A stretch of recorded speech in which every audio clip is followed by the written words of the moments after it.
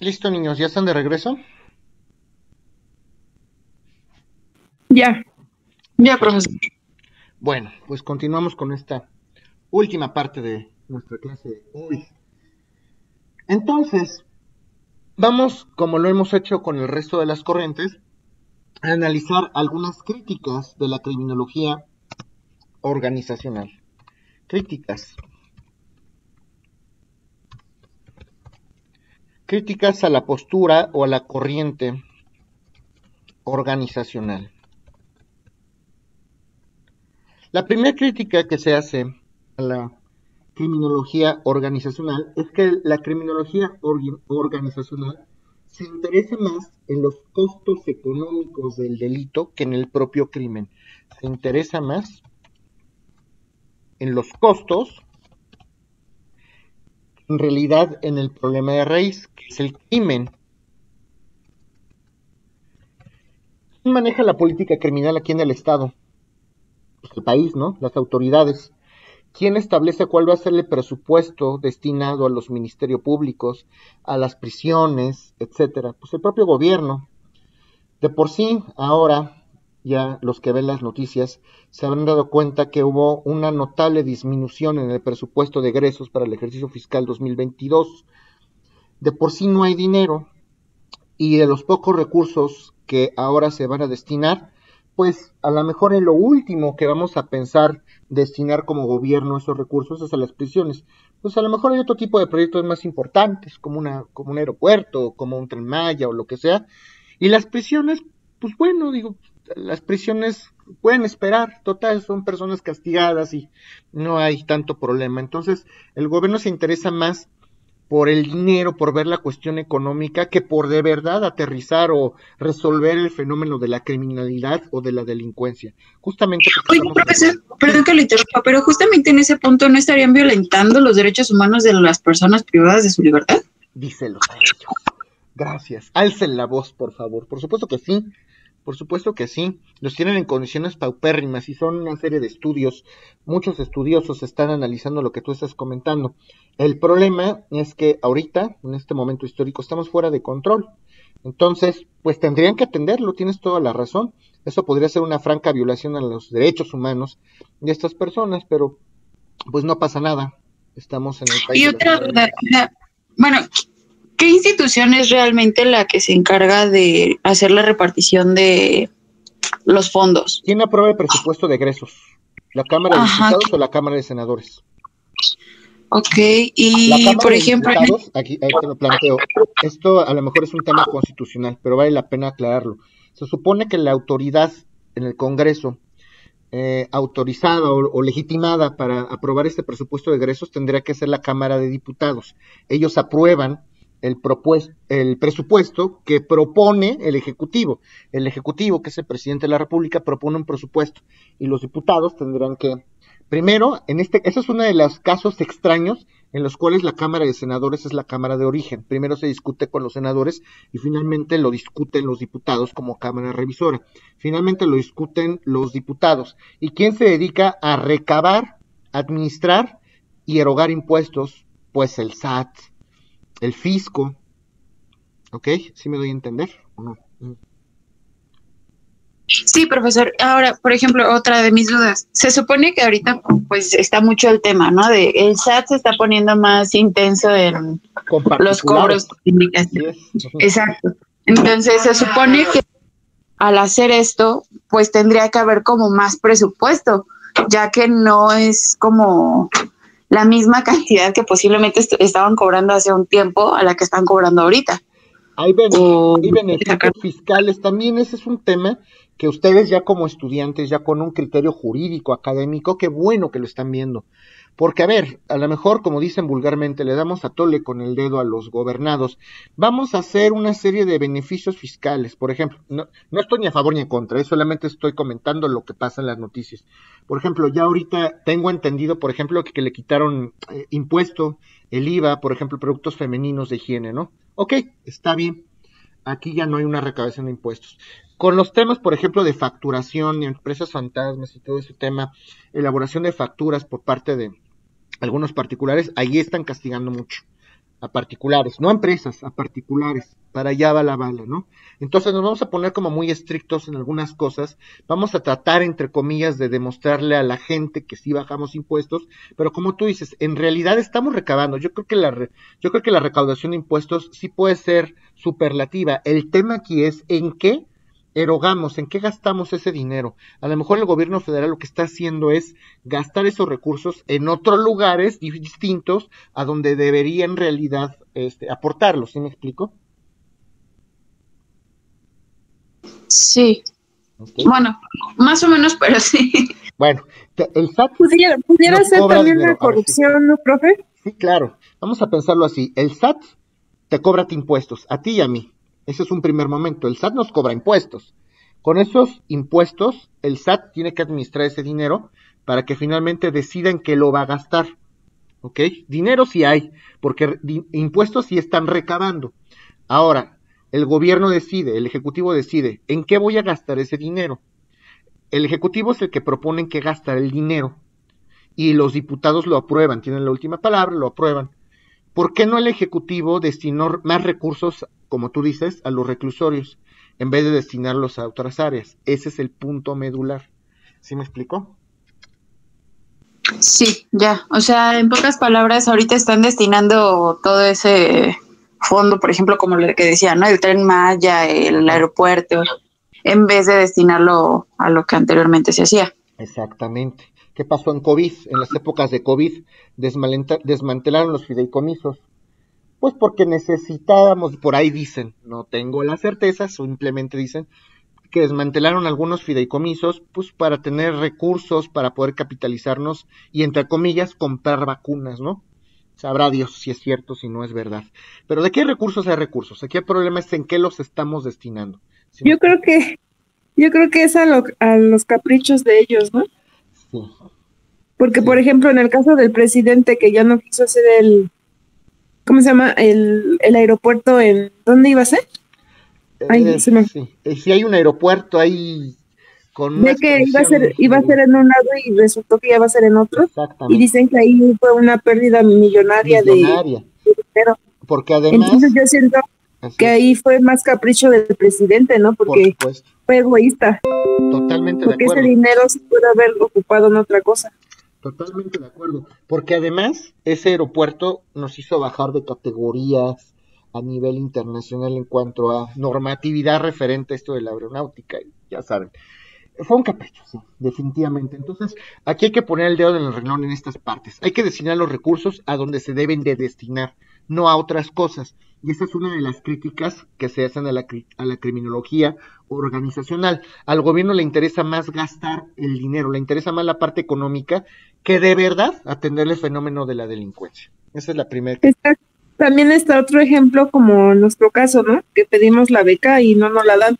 Y nosotros estudiamos y, por ejemplo, los ninis sí tienen ayudas, es algo ilógico, ¿no? Que ayudes Claro, a alguien que no hace nada y por los que sí supuesto. están haciendo algo no reciban un apoyo. Totalmente de acuerdo. Ustedes que sí tienen hambre de aprender y de salir adelante y se están preparando además en una institución de nivel gratuita, pues ¿por qué no? Tienes toda la razón. Coincido totalmente. Esta es una crítica, qué bueno que la entienden bien, a la criminología organizacional. Una segunda crítica, naturalmente, porque el gobierno toma las decisiones, es que el gobierno no toma en cuenta el daño social ni el daño moral. Ni el daño moral que se provoca la comisión de los delitos con el fenómeno este de la delincuencia. Para el gobierno a lo mejor son más importantes las cifras, es más importante el tema de los recursos, poderlos erogar en lo que ellos consideran correcto. Pero a ver, la cuestión penal o la cuestión criminal está muy abandonada. A mí como gobierno no me está importando el daño social que está provocando esto de la delincuencia, la trata de personas, los feminicidios. ¿Qué daño social está ocasionando este fenómeno de la delincuencia? ¿Qué daño moral? Desde el punto de vista de los gobernados, ¿qué daño no se está atendiendo y debería de atenderse? Deberían de poner énfasis los gobernantes en atender este daño que provoca el delito en vez de destinar sus ideas y sus recursos a otras situaciones, ¿ok? ¿Y está claro esto? Es un poco parte de lo mismo. Sí, profesor. Ok. Una tercera crítica a la corriente organizacional es que justamente las políticas y las corrientes, los estudios y el manejo de la delincuencia se hace por gobierno, se hace por los gobiernos. Las leyes penales que sancionan a los delincuentes las hacen los diputados, las hacen los gobiernos y no las hacen las personas especializadas. ¿Quiénes son nuestros legisladores? Carmen Salinas, que no sé si ya haya salido del coma o no, Cuauhtémoc Blanco, que es gobernador de Cuernavaca, de lo que sea, o de Morelos. Ellos, estos personajes, ya saben, Pancho Cachondo por ahí también es un Oiga, legislador. pero este tipo de personajes que digo, realmente no tienen la capacidad de estar ahí porque se les permite eso, únicamente por cuestión de que menearon bien su dinero. Elección popular. El voto, ¿no? Exactamente, ese es el tema. Es Cuauhtémoc, que es famoso, es un futbolista privilegiado, entonces en sus épocas fue un futbolista privilegiado, entonces pues me cae bien, yo me identifico con él, entonces vamos a votar porque Cuauhtémoc llegue a la gobernatura, ¿por qué no? Carmelita Salinas, pues me cae bien la señora, veo sus novelas, veo sus comedias y me gusta su manera de pensar, yo quiero que me represente en el Congreso, voy a votar por ella, sin tomar en cuenta en realidad que Carmen Salinas no es criminóloga, que Pancho Cachondo no se sabe si tiene la preparación jurídica adecuada, etcétera, etcétera. Aquí es una cuestión de sufragio, de voto, ¿sí me explico? También pudiera ser el nivel académico de Por la supuesto. sociedad o personal. Para empezar, no un sé. legislador tendría que conocer de leyes, tendría que saber de derecho constitucional. ¿Cuántos constitucionalistas hay?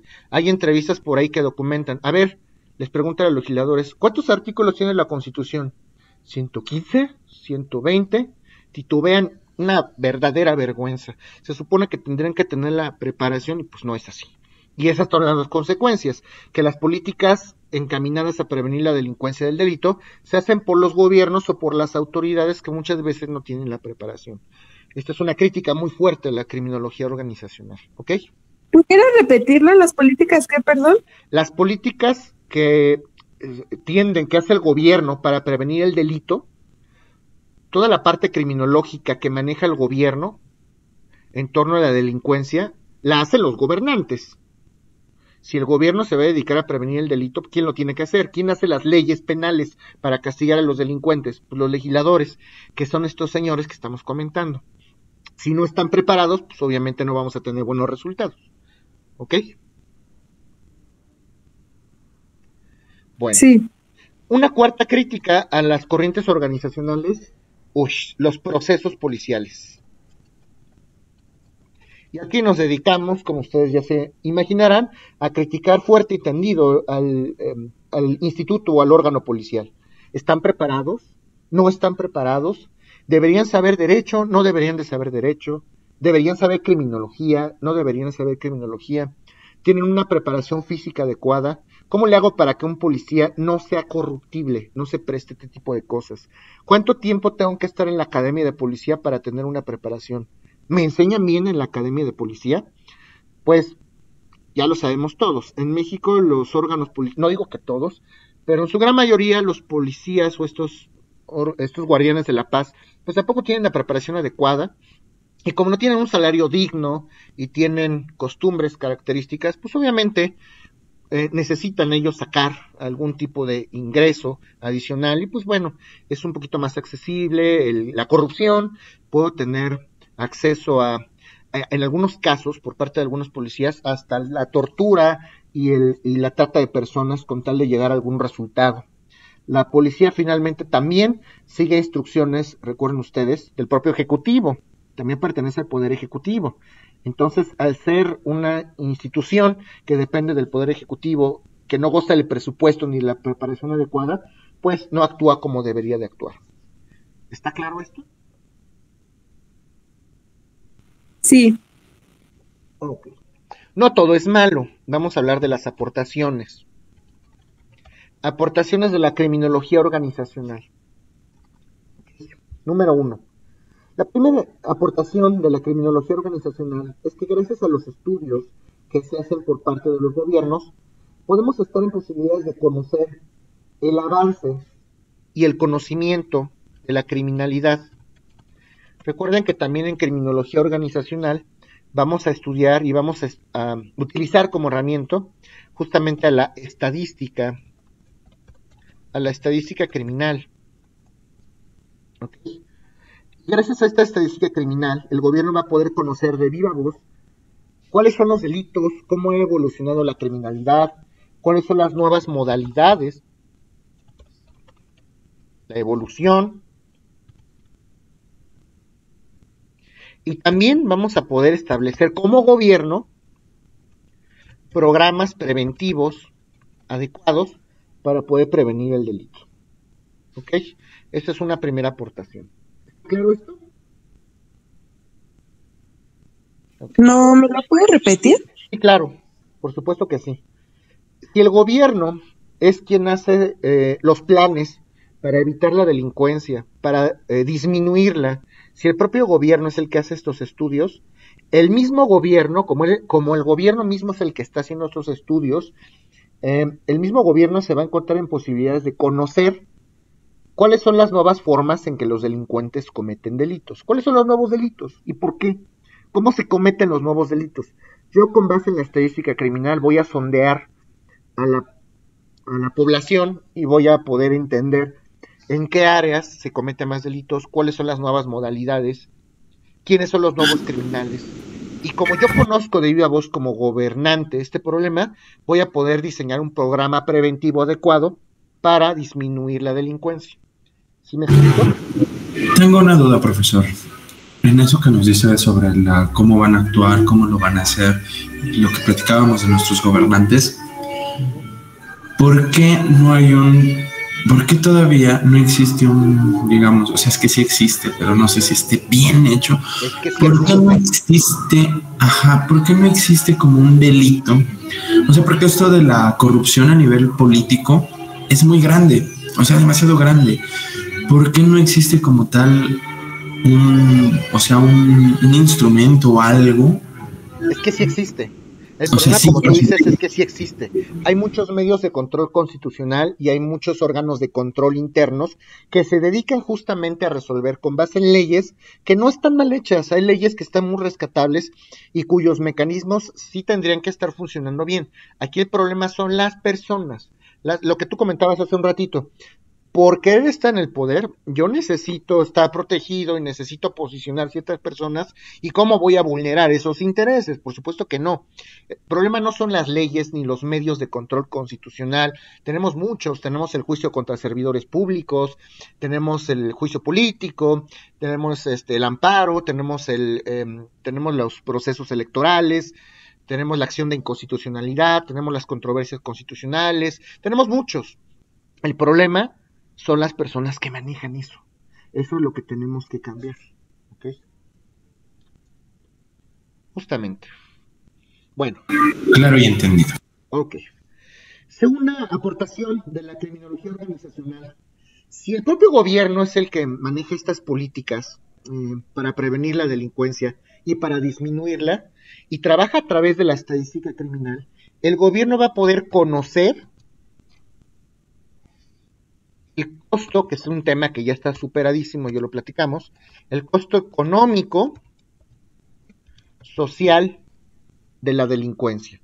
El gobierno se dedica a analizar la delincuencia desde el punto de vista criminológico. Ellos mismos de viva voz saben perfectamente cuánto dinero se necesita para poder atender este problema de la seguridad, de la delincuencia, este problema de los órganos policiales, de los reos, de los centros de reclusión. Ellos mismos conocen, gracias a estos mecanismos y a los estudios que ellos mismos hacen, ellos mismos conocen estos costos. Creo que esto está claro. ¿Alguien tiene alguna duda? No. Otra aportación más. Gracias a que el gobierno hace estos estudios, el propio gobierno también tiene conocimiento, se encuentra posibilidades de conocer cuáles son las necesidades que nosotros mismos como gobernados tenemos para cambiar las leyes penales. Algunas leyes penales pueden estar bien hechas, otras no. Lo cierto es que nuestra realidad histórica cambia momento a momento. Hay algunas leyes que a lo mejor ya pueden ser obsoletas. A lo mejor hablar a estas alturas de un telégrafo pudiera ser pues cuasi obsoleto, ¿no? Por decirlo de alguna manera. A lo mejor ya tenemos que relacionar en nuestras leyes medios ópticos, ¿no? Sistemas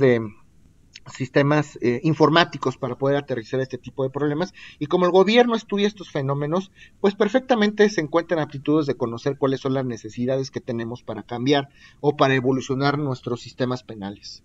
¿Ok? ¿Sí está claro esto? Bueno, una cuarta aportación de la criminología organizacional es que, como estas políticas que atienden la criminología las hace el gobierno puede trabajar con los estados,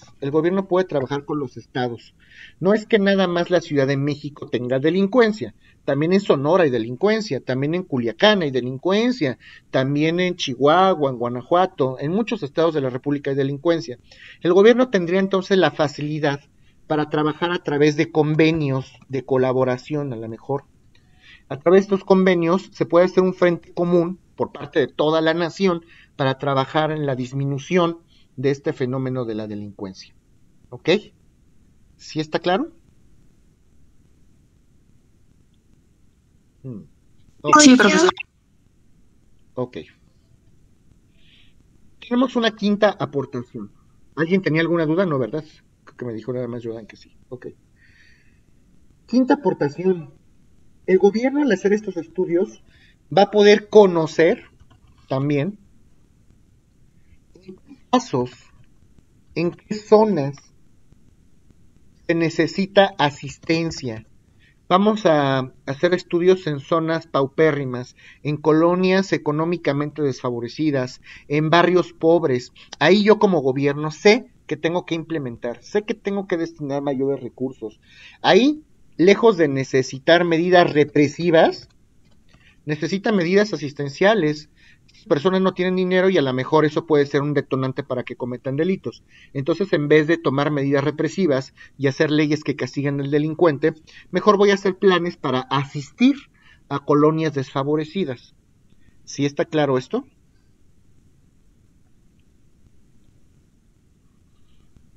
Ok. ¿Lo pudieras repetir? Sí.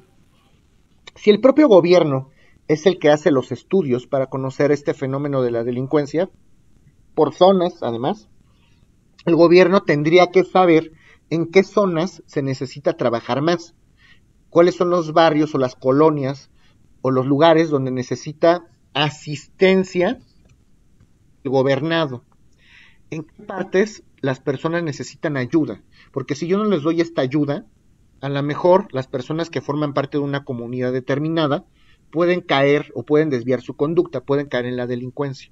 Entonces hay que poner énfasis en esas zonas. ¿Sí me explico? Sí. Ok. Y una sexta aportación de la criminología organizacional, justamente es que gracias a estos estudios, el gobierno puede conocer cuáles son, lo mismo que les comentaba hace rato, cuáles son los nuevos delitos y cómo se cometen. Oye, gobierno, perfectamente sabes cuáles son las nuevas modalidades, no te hagas, vamos a trabajar sobre esas nuevas modalidades. Eso es lo que me interesa que sepan en torno a las aportaciones de la criminología organizacional. ¿Ok? Bueno, vamos a hablar de algunos exponentes primordiales de la criminología organizacional. Y hay algunos nombres que ustedes seguramente ya conocen y ya están familiarizados con los mismos. Ya hablamos de algunos autores, como por ejemplo de Manuel López Rey y Arroyo. Manuel López Rey y Arroyo se caracteriza por ser un criminólogo también organizacional. Manuel López Rey y Arroyo hace una serie de estudios en torno a las dimensiones de la criminalidad. ¿Qué tan grande es un fenómeno, el fenómeno de la delincuencia, a lo mejor por zonas? ¿Qué tanta delincuencia hay en Sonora? ¿Qué tanta delincuencia hay en Oaxaca? ¿Qué tanta delincuencia hay en Yucatán? ¿Es mucha o es poquita? ¿Qué tanta delincuencia hay en la Ciudad de México? ¿La dimensión es superlativa o es ínfima? ¿Ok? Otro más que ya también mencionamos, el propio Milan Milutinovic. Milan Milutinovic, ya les había comentado, que fue el primero en utilizar el término de política criminal para llamar así a la criminología organizacional. Y es una serie de estudios que él denomina de política criminal para analizar a los órganos de control social. ¿Quiénes son los órganos de control social? ¿Quiénes son las instituciones que se dedican justamente a controlar este fenómeno de la delincuencia? Pues obviamente el Ministerio Público, los jueces, los policías, etcétera, ¿ok? Y entonces esto es lo que estudia Milan Milutinovic. ¿Alguna duda hasta ahora? Ok. No. Alfonso Quirós Cuarón, ya también lo mencionamos hace rato. Alfonso Quirós Cuarón se dedica a hacer estudios de algo que ya mencionamos muchas veces, del costo económico social del delito. ¿Cuánto cuesta que una persona cometa un delito? Costo económico social del delito. Tenemos a otro, que es André Bossard. André Bossard, que estudia el fenómeno de la criminalidad a nivel internacional. Aquí se pone interesante, aquí es cuando se empieza a poner interesante la organizacional. ¿Qué crímenes se dan a nivel internacional? Desde el punto de vista de Bossard, podemos hablar, por ejemplo, del tráfico de niños, del tráfico de armas, publicaciones obscenas. Cuando hablamos de publicaciones obscenas, obviamente estamos hablando de pornografía. Podemos hablar de pornografía infantil, por ejemplo. ¿Qué tipo de crímenes ustedes creen que se den a nivel internacional?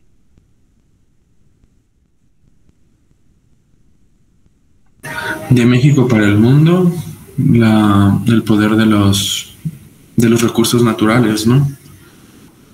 La mediación de contratos internacionales a través de nuestros... ¿Eso será un delito? ¿La trata de personas? Sí, a lo mejor, exacto, a lo mejor la trata de personas, que es un tema especial que vamos a analizar en la organizacional. La trata de personas, a través de internet podemos cometer infinidad de delitos. Dicen por ahí, otra vez les repito, yo nada más digo lo que dicen las noticias, que también ya a través de los videojuegos. ¿Por qué? Pues porque ya hay videojuegos en línea y entonces los niños chiquitos pueden estar interactuando desde el punto de vista auditivo en línea con personas que no conocen, que los empiezan a sonsacar y que los empiezan... Claro, habrá casos en los que sí, hay que tener atención, hay que poner atención. Yo no voy a dejar a que mi hijo interactúe con un extraño en una comunidad en línea, si tiene 5 años, si tiene 4 años. Ya las personas que son grandes pues ya sabrán. Pero eso es una cuestión también un poco parental. La pornografía infantil, el tema de esta famosa ley Olimpia que está tanto comentada, las fotografías. ¿Puede entrar ahí también la migración ilegal? Sí, por supuesto que sí, los fenómenos migratorios, por supuesto que sí, es un tema también que se da a nivel internacional. Todos estos crímenes que se dan a nivel internacional son los que estudia André Bossard, ¿ok?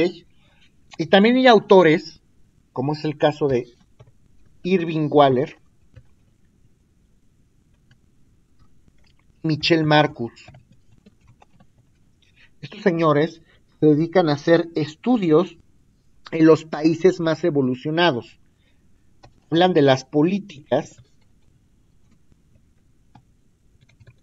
criminológicas en las ciudades más seguras. ¿Cómo le hace Islandia para que tenga un índice de delincuencia más bajo que el resto de los países del mundo? ¿Cómo le hacen los Países Bajos para que pues no exista justamente tanta criminalidad como hay en Irán, como hay en Irak, como hay en México? Tristemente México a nivel mundial es uno de los países que está considerado pues con un mayor índice de delincuencia a nivel mundial en algunas situaciones, ¿no? Por ejemplo, el narcotráfico, no somos el número 1, pero tampoco es que estemos en el último lugar.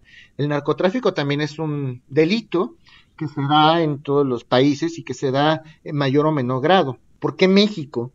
Porque porque a lo mejor somos una frontera o somos un intermediario entre algunos países sudamericanos, donde se da mucho esto, tipo Colombia, tipo Brasil, Venezuela, entre comillas, más o menos, y a lo mejor somos un puente comercial del narcotráfico hacia Estados Unidos, ¿no? Por decir alguna Pero cosa. la mayor parte, bueno, por lo que yo he visto, la mayor parte de estos fenómenos criminales se dan por la cuestión salarial, la percepción salarial mínima. En Y Latinoamérica y en Sudamérica, es correcto, ¿sí?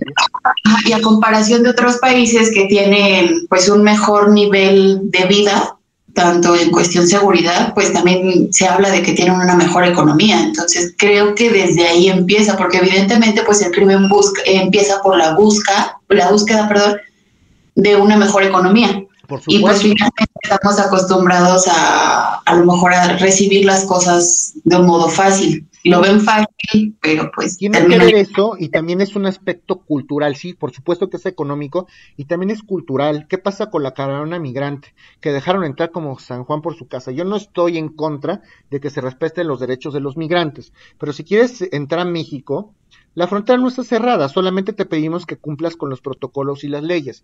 Pero entraron porque entraron estos señores y al rato los vemos, pues, pobre gente, yo también lo entiendo, pero los vemos limpiando parabrisas, pidiendo dinero en la calle, los pobres niñitos están pidiendo dinero, y como no hay dinero y no hay oportunidad, pues terminan robando y haciendo otro tipo de cosas. Y esto es una cuestión cultural y de oportunidades, correcto, totalmente.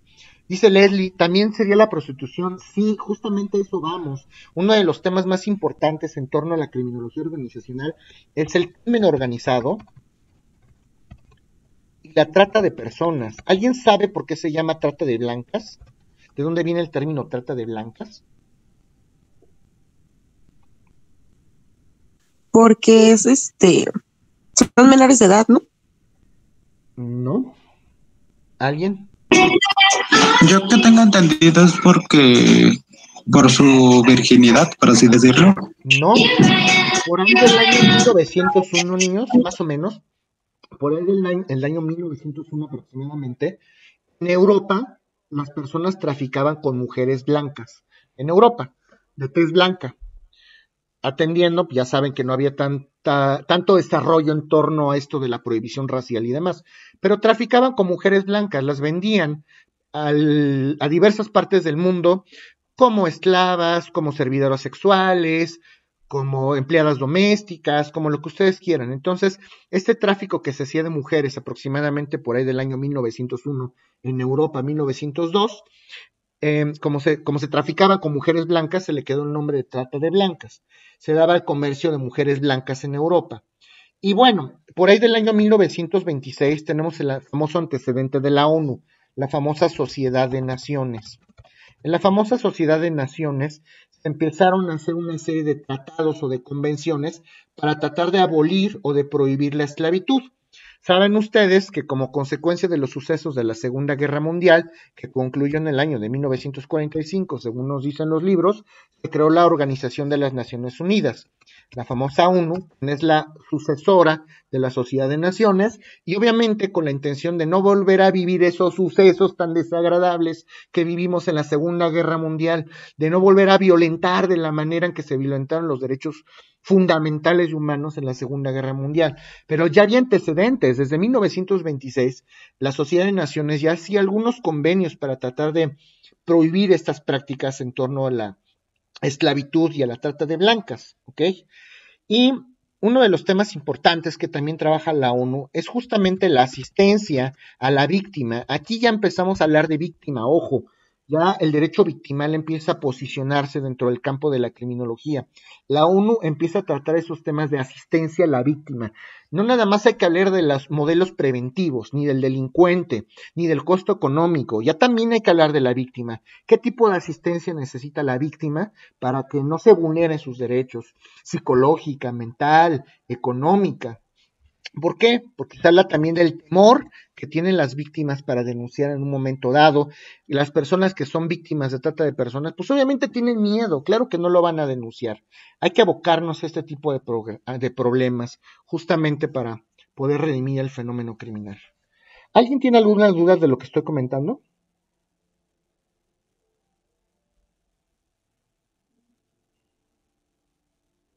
Bueno, con esto, niños, les dije que no era tan largo. Con esto concluimos la parte de la criminología organizacional. A partir de la siguiente clase, que espero que, yo creo que sí acabamos, si no, por ahí tendremos alguna sesión muy corta para concluir el temario, es poco lo que falta en realidad.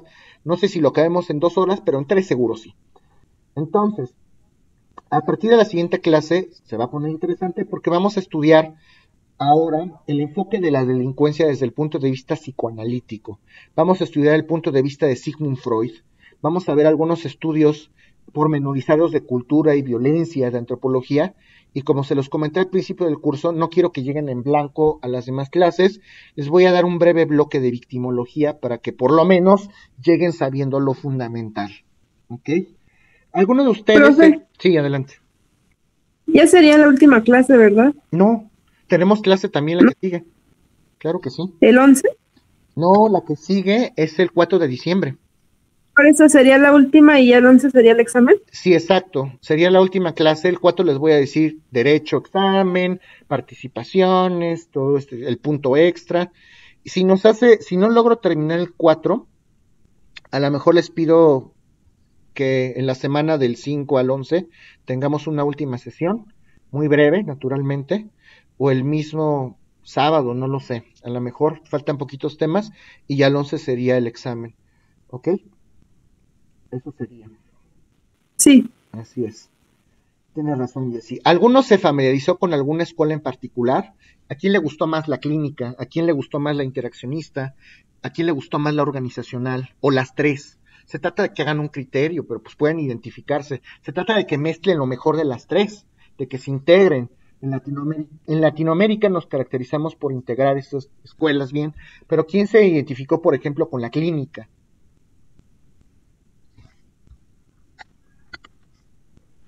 Interaccionista clínica, Gaby. ¿Alguien más? ¿A alguien le gustó más la organizacional? ¿O alguien quiere mezclar las tres?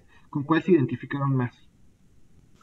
Pues yo en lo personal tenía como más el conocimiento, pues sí, como de cosas que había leído sobre la clínica, pero creo que sí, efectivamente las tres van en conjunto para poder trabajar como bien. Ok.